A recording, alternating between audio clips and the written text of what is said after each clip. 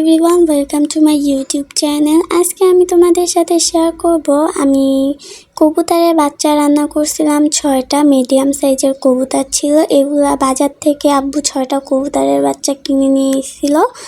তো এগুলা দেখতেই পাচ্ছ তোমরা সাইজগুলো কতটুকু, একদম বাচ্চা সাইজের কবুতরগুলা। তো এগুলাকে এখন ভালোভাবে আমি কেটে ধুয়ে নিতেছি। এগুলাকে কেটে ধুয়ে নিয়েছি পর একদম অল্প একটু হয়ে গেছে। তো এগুলাকে এখন আমি রান্না করব। রান্না করার জন্য এখন আমি একটা কড়াইতে তেল আর পেঁয়াজ দিয়ে দিছি। পেঁয়াজ এখন ভালোভাবে তেলের সাথে নাড়াচাড়া করে একটু ভাজা ভাজা করে নেব। এরপর এর মধ্যে দিয়ে দিতেছি 2 টেবিল চামচ পরিমাণ আদা রসুন বাটা একসাথে ছিল, তাই ব্লেন্ড করা ছিল, তাই আদা রসুন একসাথে দিয়ে দিছি। তারপর একটু এর মধ্যে হলুদের গুঁড়া দিয়ে দিতেছি। হলুদের গুঁড়ার পর এর মধ্যে দিয়ে দিতেছি মরিচের গুঁড়া। এখন এগুলা দিয়ে আবার একটু ভালোভাবে নাড়াচাড়া করে নেব। এগুলাকে ভালোভাবে নাড়াচাড়া করার পর কতক্ষণ কষিয়ে নেব। এরপর এর মধ্যে পরিমাণ মতো লবণ দিয়ে দিতেছি। লবণ দেওয়ার পর এটাকে এখন আমরা একটু কষিয়ে নেব, যে ততক্ষণ পর্যন্ত নাড়াচাড়া করে কষিয়ে নিতে হবে যতক্ষণ পর্যন্ত এর উপর একটা আলগা তেল না চলে আসে, ততক্ষণ পর্যন্ত এটাকে নাড়াচাড়া করে নেব আমরা। এগুলো হয়ে আসলে এরপর আমরা এর মধ্যে কিছুটা পরিমাণ পানি দিয়ে দেব পরিমাণ মতো। তারপর এর মধ্যে দিয়ে দেব আলু কেটে রাখছিলাম। এখন আলুগুলো দিয়ে দিতেছি। যখন একটু পানিটা শুকিয়ে আসবে তারপর আমি আলুটা দিছিলাম। তো আলুগুলো এখন এই জায়গায় দিয়ে দিতেছি। আলুগুলা দেওয়া হয়ে গেলে এখন আলুগুলা এর সাথে ভালোভাবে মিশিয়ে নেব। মিশিয়ে নেওয়ার পর কমসে কম আরও কিছুটা পরিমাণ পানি দিয়ে এর মধ্যে সিদ্ধ করার জন্য রেখে দেব আলুটা।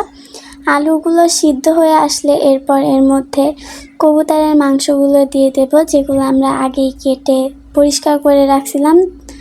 এগুলাকে এখন দিয়ে দিতেছি এর মধ্যে।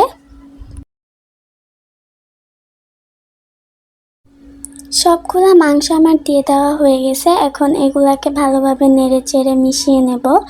এর সাথে ভালোভাবে মিশিয়ে আবার কিছুক্ষণ রান্না করে নেব এটাকে, কারণ আমি লার্কি চুলায় রান্না করতেছি মিডিয়াম তাপে। আমি পরে ক্লিপগুলো নিতে পারি নাই। তোমরা দেখতেই পাচ্ছ আমাদের কবুতরের মাংস রান্নাটা কত সুন্দর হয়েছে এবং লোভনীয় হয়েছে। এটা খেতেও অনেক বেশি মজা ছিল, স্পাইসি হয়েছিল, কারণ আমরা অনেক বেশি পরিমাণে ঝাল দিছিলাম এই জায়গায়।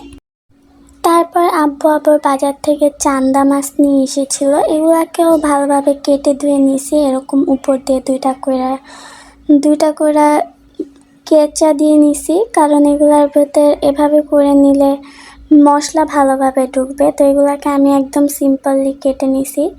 এখন এগুলাকে ভালোভাবে ধুয়ে পরিষ্কার করে নিছি। এখন এর মধ্যে আমরা মশলা অ্যাড করব। এই জায়গায় হলুদ, মরিচ আর আদা রসুন লবণ দিয়ে এগুলাকে ভালোভাবে মেখে নিতেছিলাম। এই সব কিছু আমরা ভালোভাবে মেখে নিতেছি। এখন এগুলাকে আর কি আমরা ভাজবো। তো একটা প্যানের মধ্যে তেল দিয়ে দিয়েছি কিছুটা পরিমাণ। তারপর এর মধ্যে চান্দা মাছগুলো দিয়ে দিছি।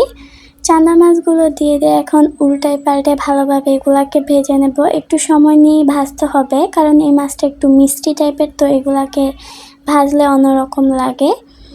তো এগুলাকে এখন আমি উল্টিয়ে পাল্টিয়ে ভেজে নিতেছি ভালোভাবে। আমরা একটু কড়কড়া টাইপের করে ভেজে নেব চান্দা মাছটা। তো আমি এই জায়গায় এগুলাকে ভেজে নিতেছিলাম। আমি এক এক করে সবগুলো চান্দা মাছ ভালোভাবে ভেজে নিতেছিলাম। তো আমাদের চান্দা মাছগুলো ভাজা হয়ে গেছে। তো আজকে লাঞ্চে ছিল কবুতরের মাংস আর চান্দা মাছ ভাজা। আমার ভিডিওগুলো ভালো লাগলে আমার চ্যানেলটাকে সাবস্ক্রাইব করো।